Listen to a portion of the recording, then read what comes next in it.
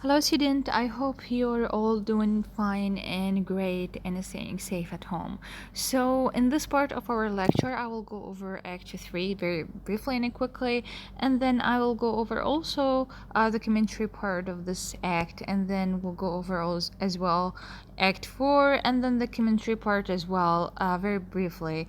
So, there is no need to go over Act 5 because it's the resolution will be almost happened, let's say by the end of Act 4, and I have already explained the end of the play to you in the synopsis video, if you do remember. So let's come to this part, Act 3. So before I go to this part, if you do remember, in Act 2 and Act 1, both of Marlowe and Hastings mistaken Mr. and Mrs. Hardcastle's house for an inn, and then they came and arrived to the house, and they consider it to be an inn, and was part of Tony's prank for, let's say, kind of like revenging Mr. Hardcastle for ill-treating him.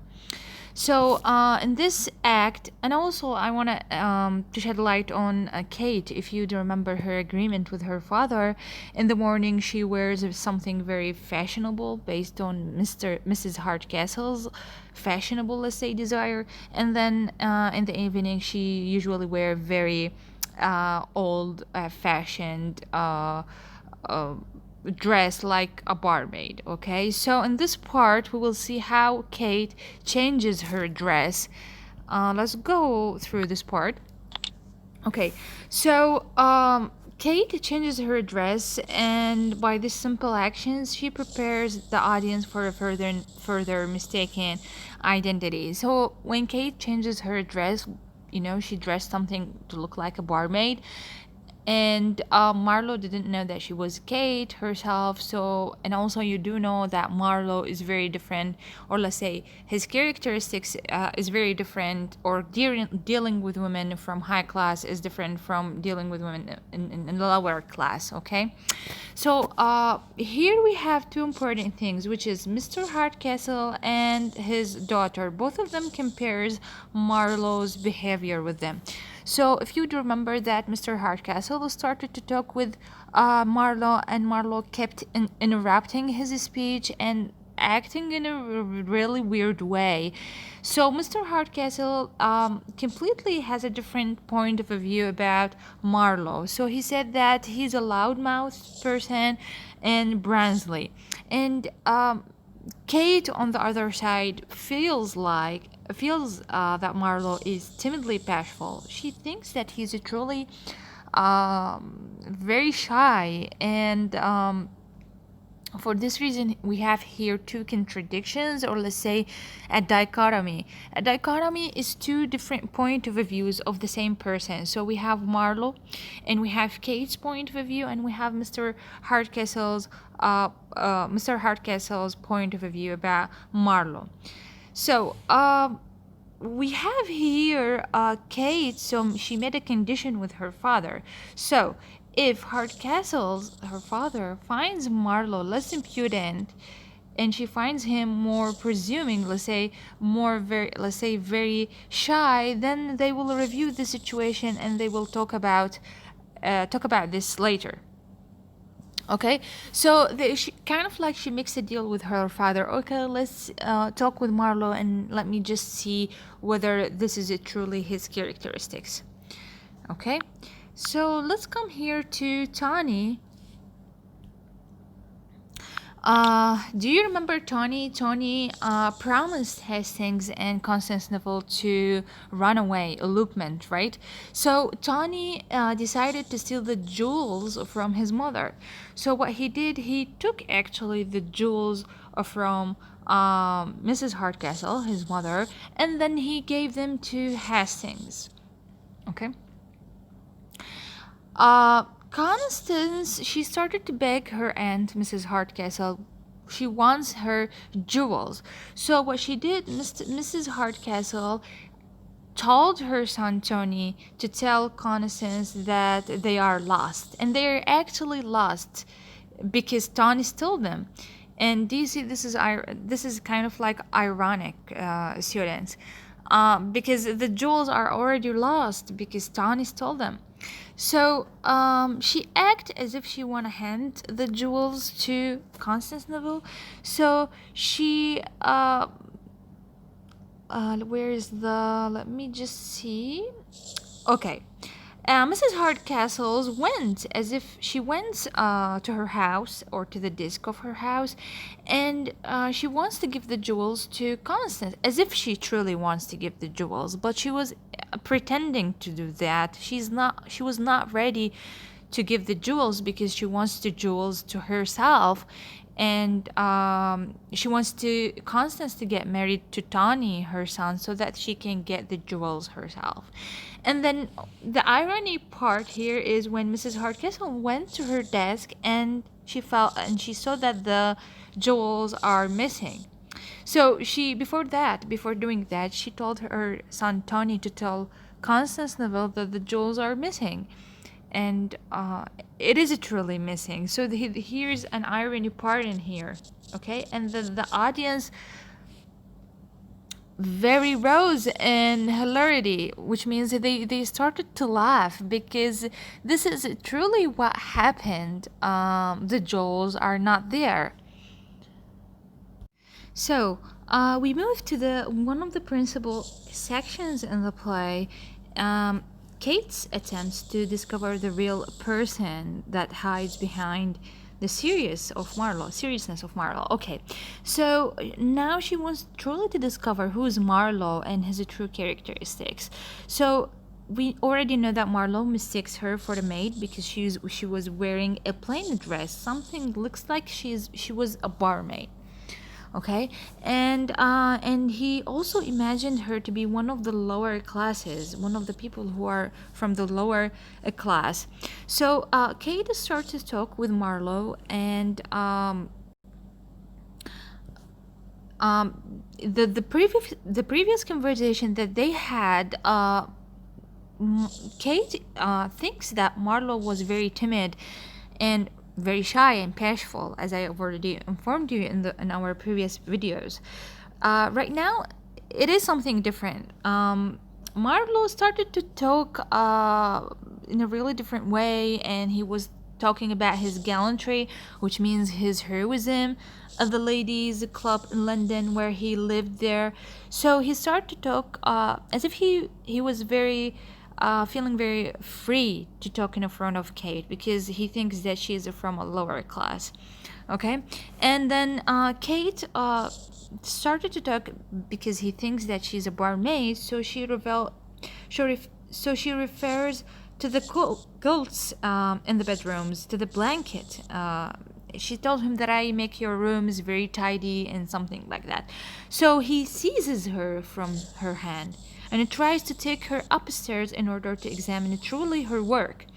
So if you students, if you realize here that Marlowe's behavior with Kate, since she's from a lower class, is different from as if she's from a higher class. Okay, so he's acting in a really different way. So what happened is that Hardcastle came and see that he was very outraged. He was very angry because Marlowe is behaving in a really horrible way with Kate, like holding her hand, and he was actually surprised to see this behavior towards his daughter. And he remembered his daughter's speech in which she said that his manner is very timid. Like, this is a contradiction. How can he be a very shy person and he's doing like that to you? Then we see here Kate makes another condition with her father. She said that, okay, give me a brief time to demonstrate that either Marlowe has the faults, the mistaken things that will pass with time, or the virtues that will improve with age. So her father agrees also to give her another time to, let's say, examine or to judge her point of view towards Marlowe. So we have here the commentary part. As I've already informed you, in Act 3 we see the dichotomy. Here is the dichotomy, which means the two different point of views of Hardcastle's and Kate. So they both saw them. They have conflicting views of Marlowe characters. Okay. So this is the dichotomy, like two conflicting views of Marlowe's character. So as I've already told you, she thinks that he timidly modest and open to much his feeling, and her father is thinking that Marlowe is acting in a really strange way. So this is student all happened because of the mistaking identity. Okay, so this is very important part in the play. Then in a striking bargain. So there is a deal with her father. She makes a deal like, okay, just give me some time to discover more about Marlowe's character. So she leaves the audience to assume that she has a plan. So what's her plan? Her plan is very important because it's already, we cannot consider it as a plan because she already changed her clothes habitually, which means as if it's a habit to change her dress. So she make use of this thing to under the title what we can call it disguise and deceit. This is very important part in the play, disguise and deceit, two related practices that happened all over the play. So Kate may be said to be in some kind of a disguise because she's, as I've already informed you, that she wears a plain dress habitually in the evening. It is enough together with her importunate a form of deceit to trick Marlowe into believing that she is a barmaid. So, students, so this meeting that will happen next will reveal how, will reveal, or let's say, will add dimensions on Marlowe's behavior. So we will know more about Marlowe's behavior. So, disguise and deceit is not only in Kate's, let's say, dress, rather, it's also in the characters. Let's see how Mrs. Hardcastle is turned out to be someone who's totally different from the first view, from the first, let's say, opinion that was formed by the audience. So to this point of the play, she was presented as a truly faithful woman, especially at the beginning of the play, and she was a good mother. And then especially after her, you know, mentioning that she's more related to sociable life and different environment from, let's say, high class person. So here Goldsmith gave us an idea about Mrs. Hardcastle. By the end of the play, the audience has to revise its opinions of the character. Why? Because she is a totally turned out to be someone who's dishonest. Okay, so she was dishonest. So students, if I ask you to give kind of like just give me the characteristics of Mrs. Hardcastle and how do you look at it. So at the beginning of the play, she was a very she was the audience just formed this whole idea about her as if she was a truly a good woman, a good mother, a very honest person. But by the end of the play, we realize she's not. So here, the audience revise their idea of Mrs. Hardcastle, and why she's dishonest, because she's wants her niece jewels, Mrs. Constance Neville's jewels, in order to give them to her son. Okay, so the audience warns him as he writes this wrong, and at the same time it plans to Constance. Okay, so here is Tony. Do you remember when Tony offered his help to Hastings and Constance Neville? They told him, I will provide you with the horses and I will bring you the jewels as well, so that you can loop and run away from the house. So let's see that in the next act, which is Act 4. So let's start with Act 4. So in Act 4, there is a letter came to Mr. Hardcastle, and the letter from Marlowe's father. So Marlowe's father is will be arriving shortly to Mr. Hardcastle's house. So once Constance Neville heard of this, she said that Marlowe's father knew Hastings and she must run away, loop with each another before Marlowe's father arrives to Mr. Hardcastle's house. So Lumpkin offered their help. Tony Lumpkin offered them help, and especially to get them, fresh horses for the journey. And then Constance told Lumpkin that she needs her jewels because she cannot travel without them. So Hastings already gave the jewels that Tony gave him to Marlowe so as to guard the jewels in a box. Okay? So Constance and Hastings left the stage, and Marlowe enters alone with a box of jewels, and he was very feeling very strange because he's not sure what's happening because Hastings gave him the jewels to guard. So he believed that the best of place where he can put those jewels is next to the landlady or the safekeeping, and as he thinks that she's the landlady, and the landlady is Mrs. Hardcastle, unfortunately. So do you see, students, the things that's happening here, the mistaking identity, the things that's happening among the characters here?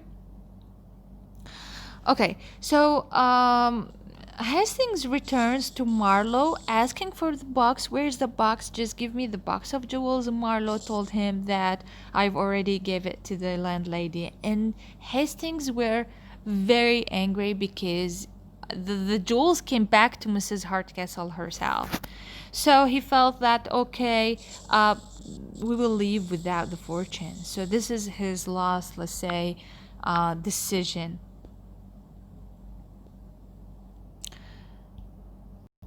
Okay, so then we have Mr. Hardcastle who enters complaining about his drunk servants, and he said that the servants are have been getting very drunk and disorderly. So, do you see the mistaking and identity leads to a humorous situation? Marlowe protests that he told the servants to drink plenty in order to line the innkeeper's coffers. And do you see this, students? It's the mistaken identity, so many stuff that's happening here. So in order to cut it short, let's come here to Hardcastle. So Hardcastle, he was very outraged, he was very angry, especially with Marlowe and his actions, let's say. So Marlowe shouts for the bull, for staying in the inn.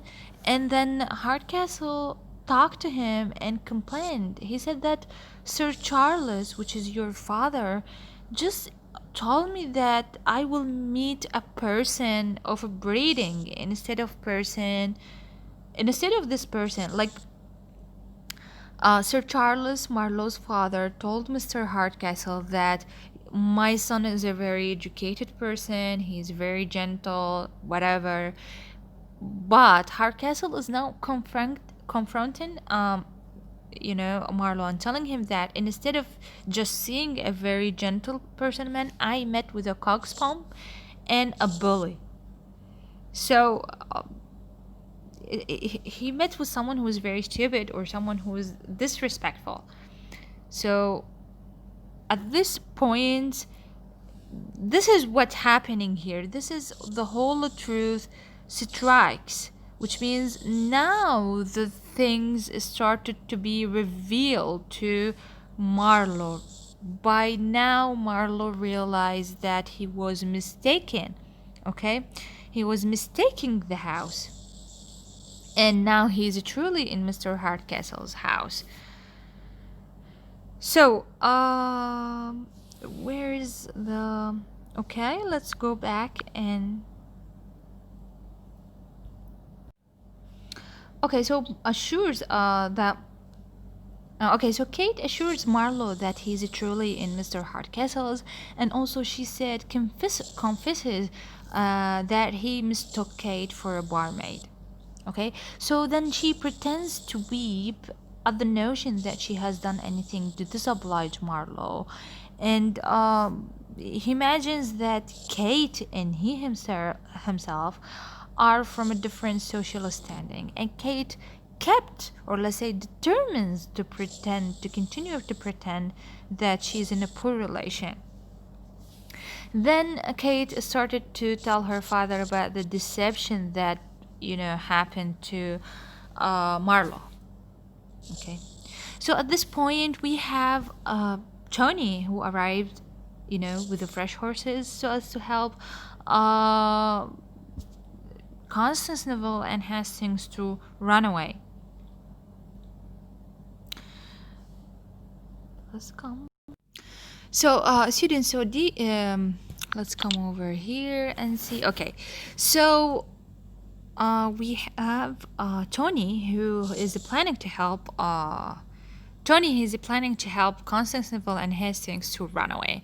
So, he was speaking with his mother, and his mother was assured to him that, okay, I will get you married to Constantinople, and then we'll get her jewels. So during the conversation was interrupted by the entrance of Diggory. So Diggory was the servant, okay, and he was the one who was gonna help Tanya as well uh, to help Hastings and Constance Neville to run away. So Diggory was holding a letter with his hand, and since the boy, he means since Tony cannot, is barely literate, which means he cannot read because he's not educated, okay? He's not a schoolboy. So he had a difficulty in understanding the letter. So what he did, he gave Constance Neville the letter. And then Constance truly recognizes that this letter is coming from Hastings. And she pretends to read a message about a cockfight. And Lumpkin, after that, snatches the letter from her and asks his mother to read it to him. So do you see this? So in this letter, Hastings delivered a letter to Diggory to give it to Tawny. So since Tawny cannot read very much, he gave it to Constance Neville. And then Constance Neville tried to read the letter, and she tried to pretend that was a letter about a cockfight.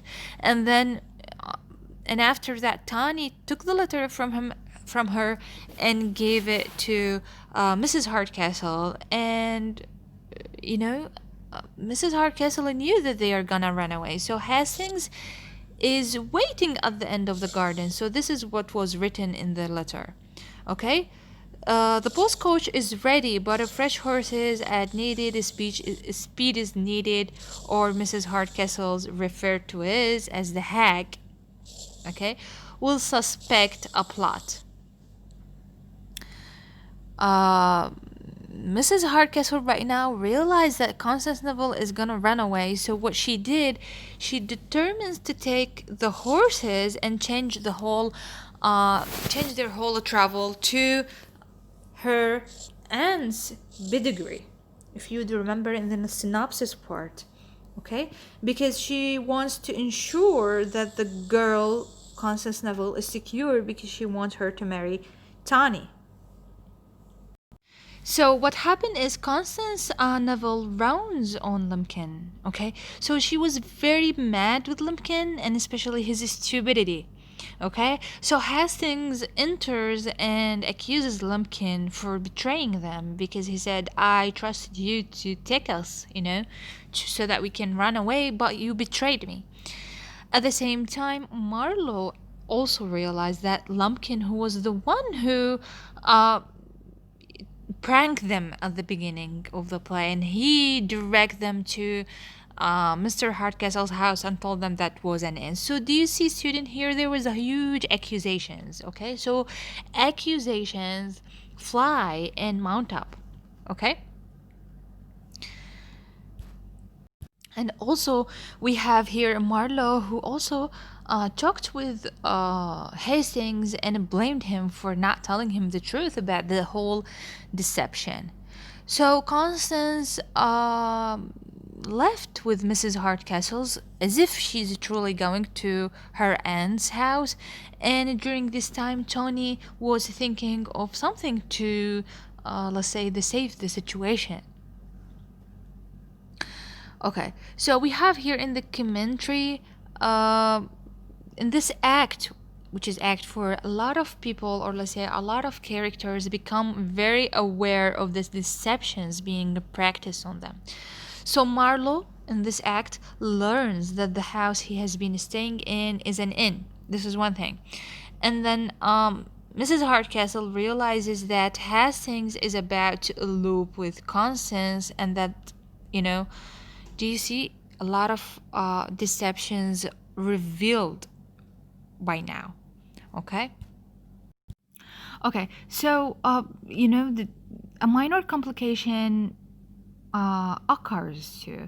So, do you see the whole complications that happening from the beginning of the play? The complications of the plot begin to be unraveled. So everything is now become to be clear by the end of the play. Still, there is Kate, who didn't reveal truly her true identity, but she changed her role from being a barmaid into a poor relation, which is something different a little bit. So everyone started to realize that Marlowe discovered the truth, and later on, he will come to discover Kate's real nature and station. Okay, so in the previous acts, instances of irony abound. So there is an irony in this. So there is a lot of irony in this act, students. So there is Marlowe's innocent action of passing the jewels to Mrs. Hardcastle, and we have Kate's talk with Marlowe about the rank and about the society, and he considers her to be a barmaid. So all of these, deceptions revealed by the end of the play. So kind of like as if Goldsmith here is gradually telling the audience, okay, so this is almost the end of the play. Okay, so if you do remember in the synopsis part, Tony's plan is they're gonna go over in a circular place and around the place, and then they refers to Constance Neville and Mrs. Hardcastle, because they were supposed to travel, but they are actually not traveling. They are moving in a circular way, and they will go back to the same place, which is Mr. Hardcastle's garden. Okay, and then by the end of the play, there is a happy ending, which is the comedy part. So, if you want to know the end of the play, students, I've already informed you about it at the synopsis part. Okay. So this is what we have for today in our lecture. I will go over a couple of themes that are important in the next video. So thank you for listening.